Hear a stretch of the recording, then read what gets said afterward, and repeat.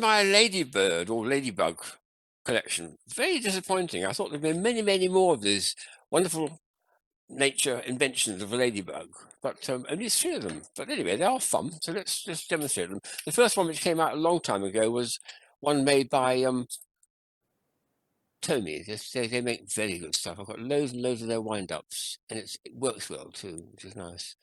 And it just does a gentle little walking action across the table when you wind up the button at the top, which is a wind-up. It's one of the early long distance miniature ones, micromotor ones, I call them. Well, not really micro, but or mini motors perhaps. But a lovely little action, that one.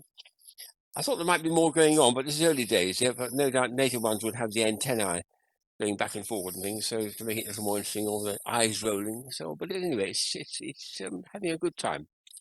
The second one is a beautiful one by that wonderful American company, Folkmanis, who make puppets of a very high order. It's a ladybug, and you've got it's gloves at the bottom. It's got a place to put your fingers in, and you've got to form the legs. One thing that's just occurred to me when I was putting this on, I'd forgotten this. I must have known about it when I first bought it. Was this is actually for people with 6 fingers. Would you believe? Look at that, 6 fingers. I've got nothing in that finger there. That's blank. Well, I think one of Henry VIII's wives had 6 fingers. It's not that uncommon, really.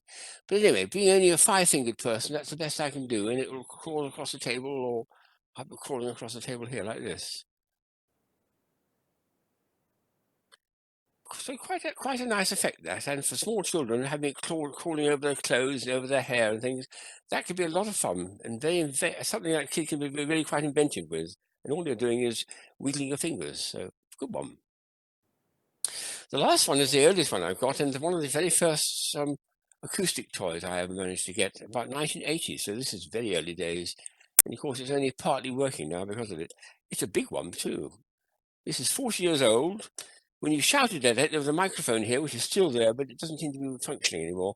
And when you shouted "turn left" or something, it would change direction and turn left. Well, that's all it could do. So you pretended that it could be voice recognition, but this is far too early for voice recognition. There's no chip inside, just printed circuit boards. When you turn it on, it's got lots of batteries inside, incidentally. He just about moves across the table. Oh, is he going to go?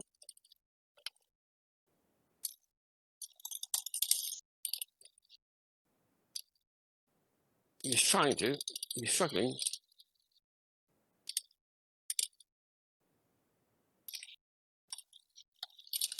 Oh, that bit's working. That's what it is. There's a second thing is, this is quite fun actually. This bit here goes back and forward like that, and it changes direction as it does so on the little wheel underneath. But it's on that mode there now, so it's on the antennae moving mode. There we are. Antennae are swiveling back and forward, this way and that way.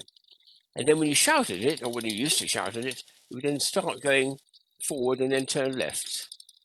Well, yes, it should go to a toy hospital, I suppose, but I think I'll have a little more fun inside playing with it, see if I can get the gears going. But anyway, it's 40 years old, this little creature. When it first came out, it was just magical. It seemed to be voice recognition, but it wasn't. It was a little play on just disguising the fact that you just shouted left and it'd have to go left. It didn't do anything else. I'm really disappointed I can't find any other ladybirds. It's a lovely shape of them and colour for animals, and yet for the toy makers don't seem to come up with them. So anyone out there who's designing toys, don't forget the ladybug. It needs a bit more presence in the toy world, don't you think?